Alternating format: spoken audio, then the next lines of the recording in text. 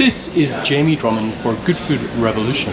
I am here with one of the most respected voices in the world of sherry, Mr. Jesus Barquin. Is that correct pronunciation? More or less.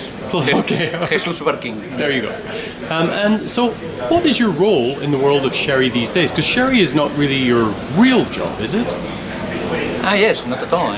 My job is as a professor of criminal law at the University of Granada. That is what I regularly do and to what I devote most of my time. I would imagine. I enjoy very much, by the way. I love my job. But it's true that I've been writing about sherry for a few decades already, and also have a book, dozens of articles, and then, in the last decade or 12 years, we started this Equipo Navazos thing with a group of friends that have become something that has become,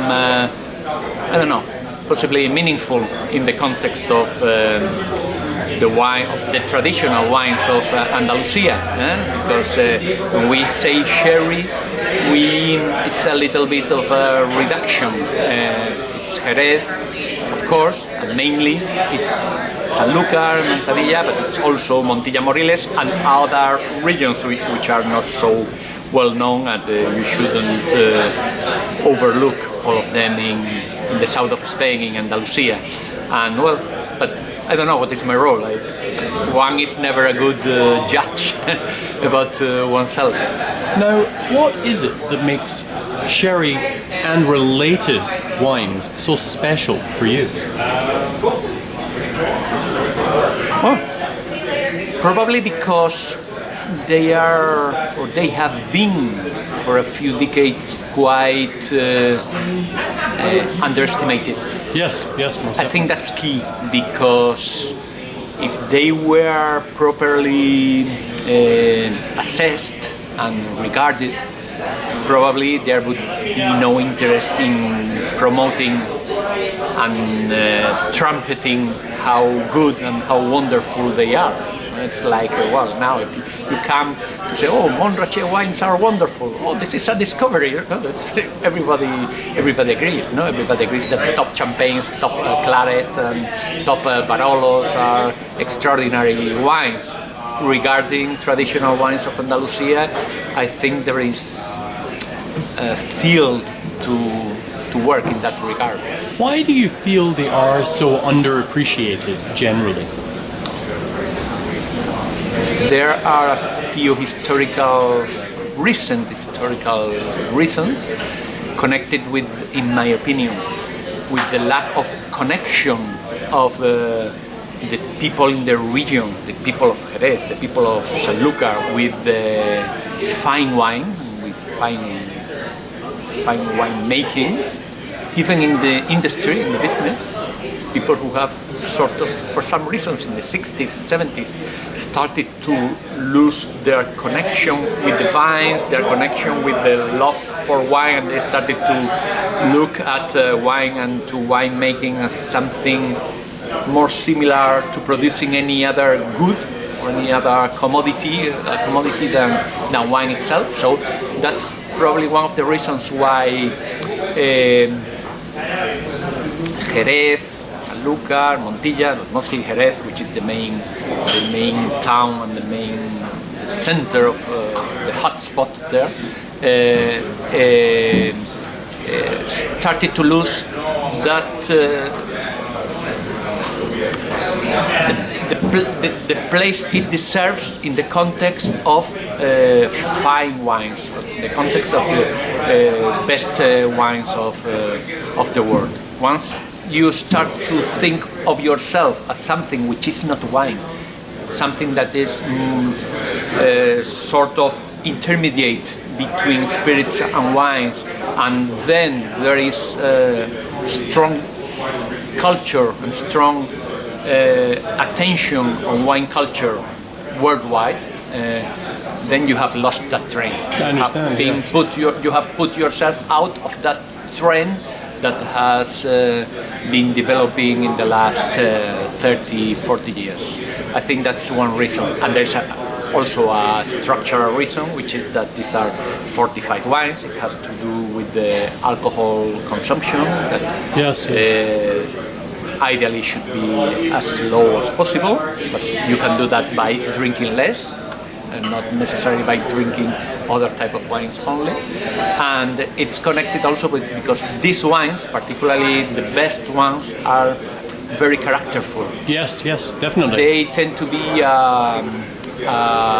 acquired taste, so it's not easy for anyone. It's easier to get to a young, fruity white wine than a wine that has been aging under floor for a few years, or oxidative wines with many years of aging. With